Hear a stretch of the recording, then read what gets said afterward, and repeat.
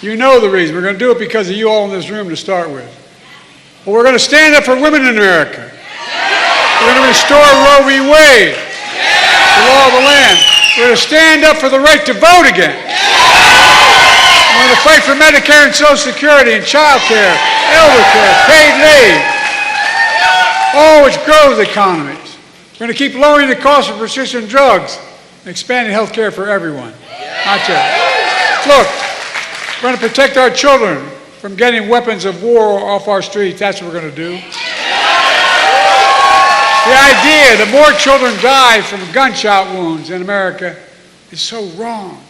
It's sick. It really is sick. We're going to keep confronting climate change. The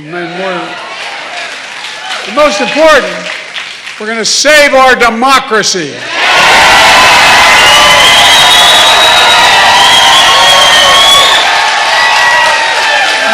Now, you probably heard, we had a little debate last week. Can't say it was my best performance. But ever since then, there's been a lot of speculation.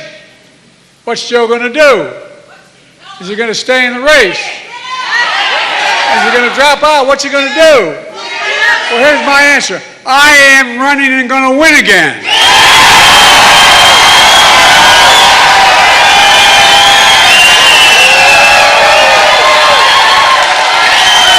Because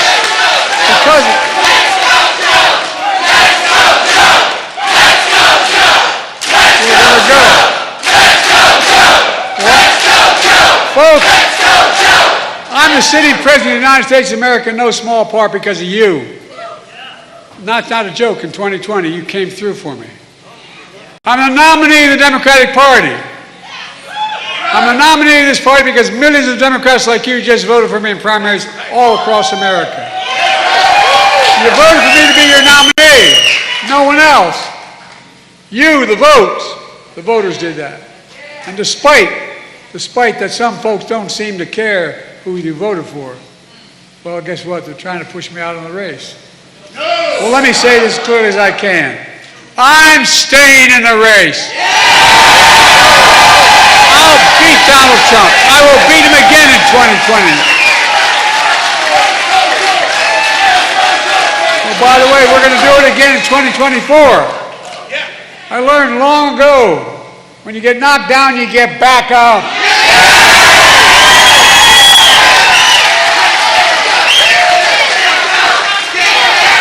And I'm not letting one 90-minute debate wipe out 3.5 years of work. As the governor said, I've led this nation from the depths of pandemic to the strongest economy in the world, and that's literally true. And I and you are not finished yet. Now, you probably also noticed a lot of discussion about my age. I know I look 40. I keep seeing all those stories about I'm being too old. Let me say something. I was too old. I wasn't too old to create over 15 million new jobs. To make sure 21 million Americans are insured under the Affordable Care Act. To beat Big Pharma, the first one to ever do that, and lower the cost of insulin to $35 procedure. Was I too old to relieve student debt for nearly 5 million Americans and grow the economy? Too old to put the first black woman on the Supreme Court of the United States of America? To sign the Respect for Marriage Act?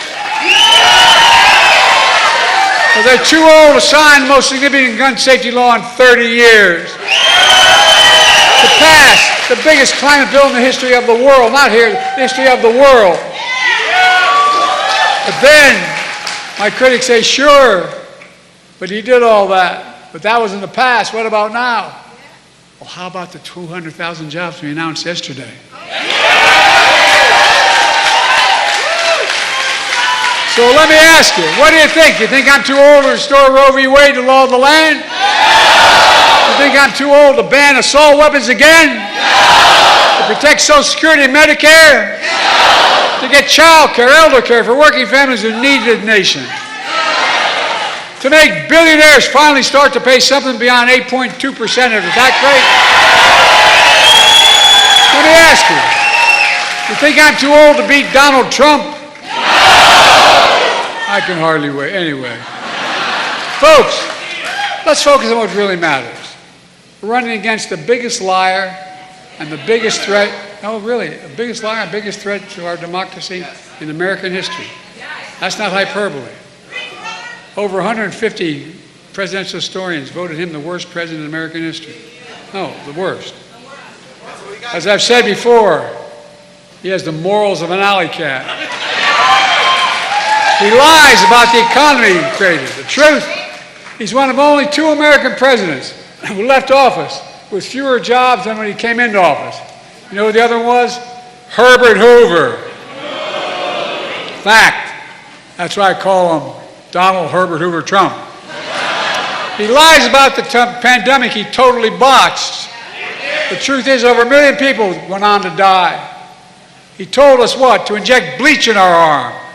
It wasn't serious. He lied about how great he was for veterans in his administration. The truth, he called veterans who gave their lives serving America, and I was just in Normandy and on the beaches of Normandy and all through that area. And he said, I have trouble saying this because my son died as a consequence of Iraq. Who gave their lives, he called them, quote, suckers and losers. By the way, I'll be damned. I'm glad I wasn't with him because I'll be damned to let him talk about my son that way. That's right. But how do we know he said this? That I'm not making this up. A 4-star Marine general, his own former chief of staff was with him, and he told us that's what he said. But he's not the only former Trump official warning us about how bad Trump is, including the former secretaries of defense and even his own vice president. They refused to endorse him. Says a lot about who Trump is and says a lot about what he isn't. By the way, I couldn't ponder, I guess I shouldn't say it. By the way, I couldn't be prouder to have your support and the support of our great Vice President of the United States, Kamala Harris.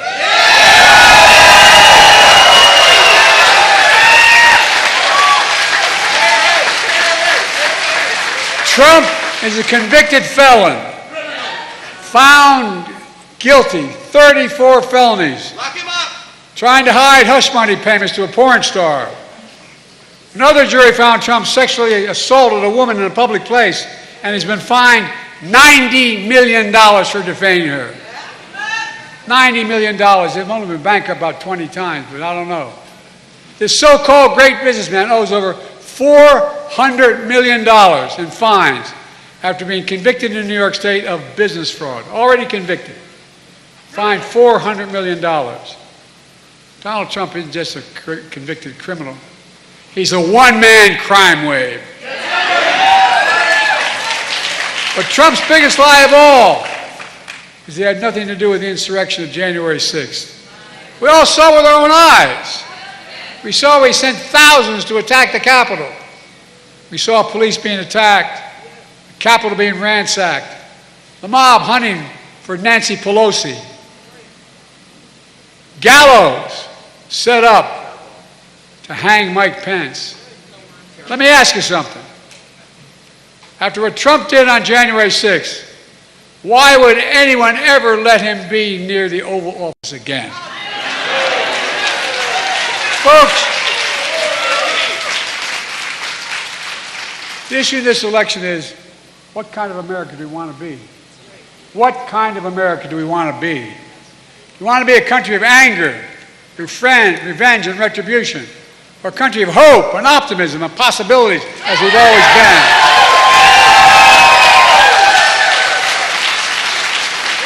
I want a country where women have a right to make their own health care decisions. Trump wants an America where abortion is banned and women are punished.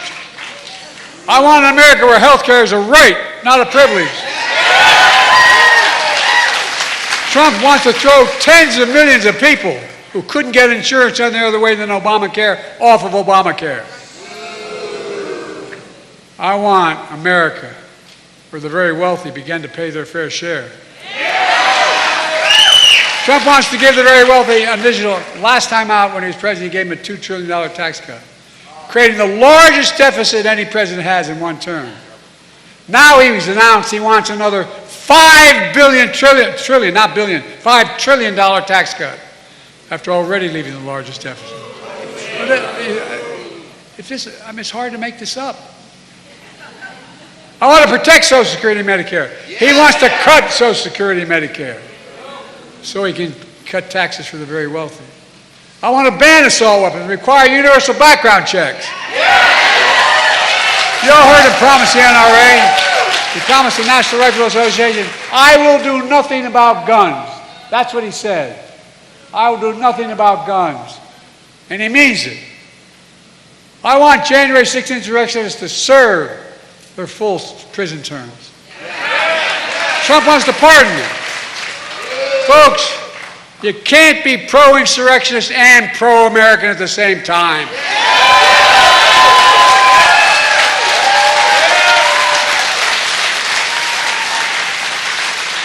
This is so damn serious. You can't love your country only when you win. Look, you've been standing a long time. Let me close with this. Ultimately, the American presidency is about character. The character of the president who holds the job. Because with the immunities the Supreme Court just talked about, it gets down to that. It gets down to that. It's about honesty. It's about the president's decency, integrity. Do they respect people? Or do they incite violence and hate?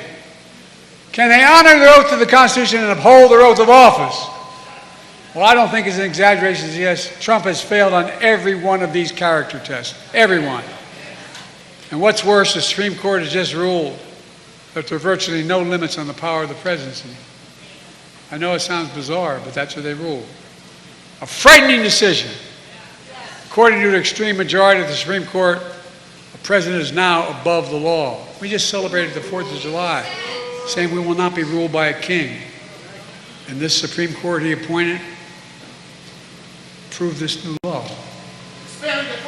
It's in a dangerous precedent, especially if Donald Trump has returned to the presidency. Just think about it. In the second term, this next term, whomever is the president is going to appoint at least 2 new appointees. The second Trump term, where there are no limits. Supreme Court Justice Sotomayor warned us about that in her dissent in that case. Here's what she said. She noted that based on a majority decision, Trump can take out his opponents, physically take them out, take bribes, lead a coup, and be immune to ever being held accountable for it if he did it while he was president, according to the Supreme Court. Where the hell are we? So he really could become a dictator that he promised to be on day one. For over 2 centuries, America's been a free, democratic nation. And I'll be damned if in the year 2024, just 2 years before our 250th anniversary of as a nation, I'll let Donald Trump take this away.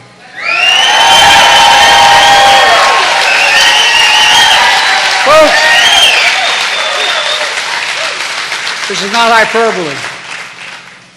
This race is about our freedom. It's about our democracy. It's about the very soul of America. Are we prepared to fight for that? I know I am, and I will. And folks, I have never been more optimistic about America's future, because the American people are decent, good, honorable. You just have to remember who in God's name we are. We're the United States of America. I mean, think about it. Think about it in literal terms.